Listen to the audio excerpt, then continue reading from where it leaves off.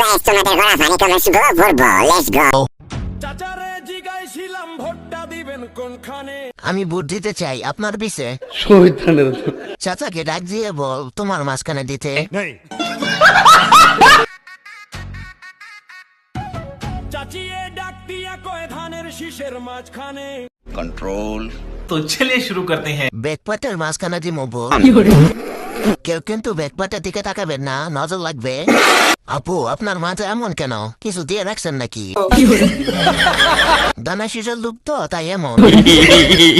আমি ভাবছি কোন জায়গায় দিব। এবার ভোট হবে তোমার মাঝখানে। এগিয়ে যান ডিয়ার সৈনিক। আপনি রাজি থাকলে সবাই আপনার পিছন দিয়ে ভোট দেবে। এমন একটা নেত্রী থাকলে ঠিকই দিতাম।